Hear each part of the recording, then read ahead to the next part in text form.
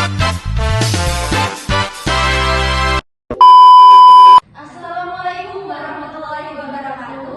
Halo Sobat Energi. Kenalin, nama aku Bintang Tamasyahni. Aku Nanda Pratiwi.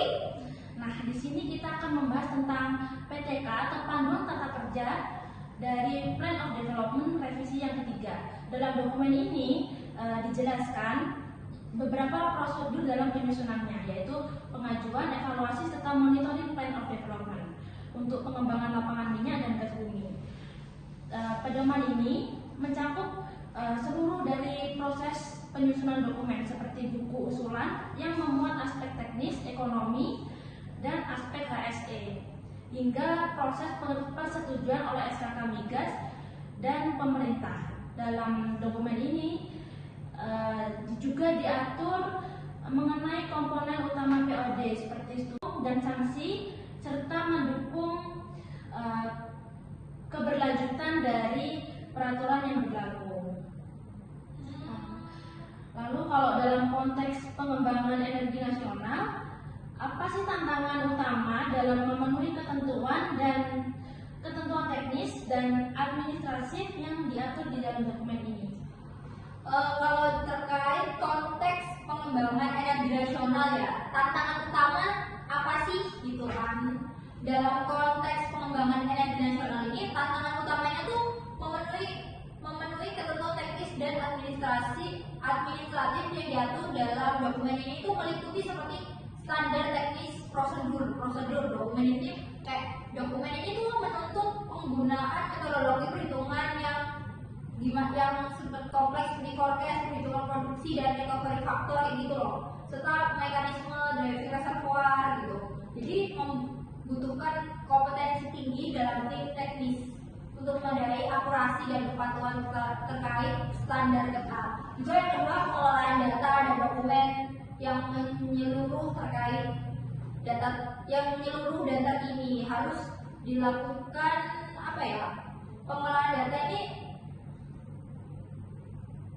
Penyusunan POD memerlukan data yang lengkap dan akurat yang harus diperbarui seiring perkembangan lapangan.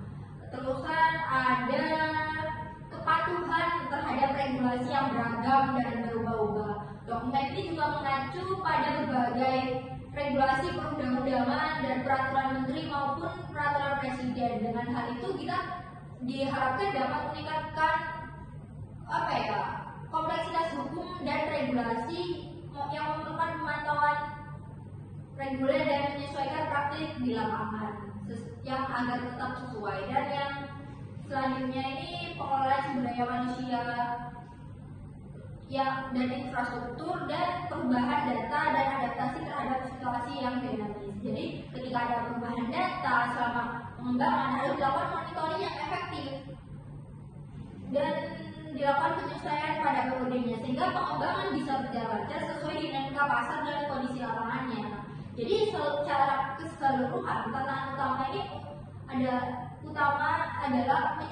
menyelaraskan kepatuhan terhadap ketentuan teknisnya sehingga pengembangan ini bisa berjalan lancar dan sesuai dengan dinamika yang terjadi dan pada kondisi yang lapangan yang terkini. Itu Bintang.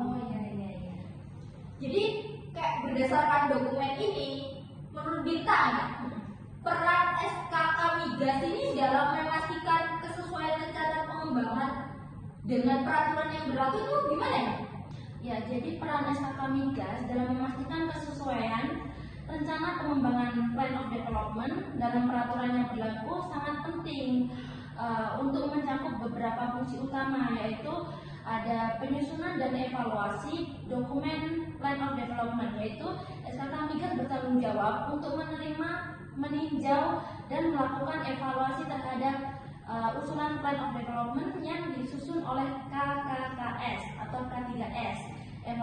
Evaluasi ini meliputi kepatuhan terhadap aspek teknis, ekonomian, dan peraturan yang berlaku. Yang kedua, ada pengawasan dan monitoring.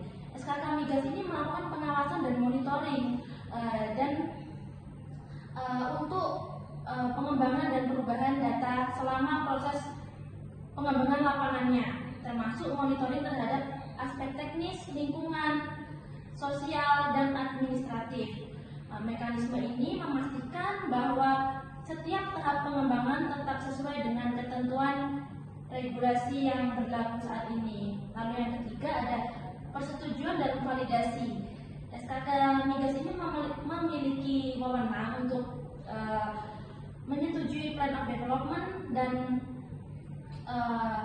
memvalidasi data-data yang diajukan KKKS, lalu memastikan seluruh aspek memenuhi persyaratan dan regulasi yang terkait saat ini.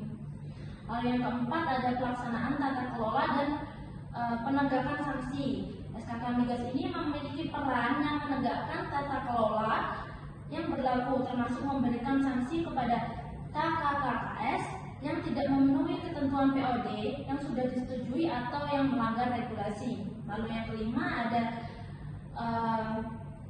pengembangan regulasi dan pedoman teknis. SKK Migas ini mendapatkan atau menetapkan pedoman tata kerja atau PTK yang menjadi dasar prosedur proses pengajuan, evaluasi, dan monitoring POD atau Plan of Development. Pedoman ini memastikan seluruh proses berjalan sesuai dengan regulasi standar nasional. Dengan demikian, SKK Migas menjalankan fungsi sebagai pengawas, evaluator, dan pemberi persetujuan akhir, sekaligus sebagai penegak ketertiban regulasi dalam pengembangan lapangan minyak dan gas bumi di Indonesia.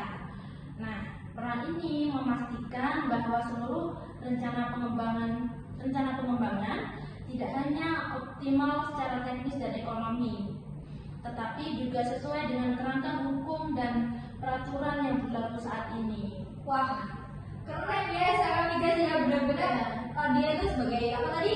Pengawas, evaluator, pemberi persetujuan akhir, Monitoring. Iya, wah keren SKK Migas. Jadi menurut Nanda apa ya manfaat dari revisi dari PTK yang ketiga ini? Yang tentunya tadi ya, manfaat utama dari revisi yang ketiga ini daripada yang sebelumnya, ini ada beberapa aspek sih. Terkait tadi peningkatan efisiensi dan efektivitas proses dari revisi ini bertujuan untuk menyempurnakan prosedur penyusunan pengajuan, evaluasi, dan lain-lain. Hal ini diharapkan dengan mempercepatlah waktu pengambilan keputusan dan pelaksanaan pengembangan lapangan. Tentunya kan seiring bertambahnya zaman bertambahnya tahun ya mungkin ya. Pelaksanaan kan harus yang efisien, cepat gitu kan, biar gak buang-buang waktu. Terusan yang kedua ini adalah penyusunan dengan perkembangan regulasi dan kebijakan terbaru. Dari revisi ini memastikan bahwa PTK ini sejalan dengan perkembangan terakhir dan regulasi perundang-undangan dan kebijakan pemerintah terkait pengelolaan minyak dan gas bumi, termasuk dinamika harga ya yang kita tahu sendiri terkait faktor keekonomian yang selalu berubah-ubah. Jadi kita mengikuti perkembangan. Yang ketiga ini ada penguatan mekanisme monitoring. Dengan adanya ini monitoring ini terhadap perubahan data maupun skenario yang ada menjadi lebih terstruktur dan transparan, termasuk ketentuan terkait perubahan skenario yang akan diinvestasikan secara lebih lanjut. Yang keempat ada peningkatan kesesuaian dengan prinsip-prinsip keberlanjutan dan keamanan. Diharapkan dari keberlanjutan dan keamanan ini dalam proses pengembangan sehingga pengelolaan lapangan lebih bertanggung jawab dari aspek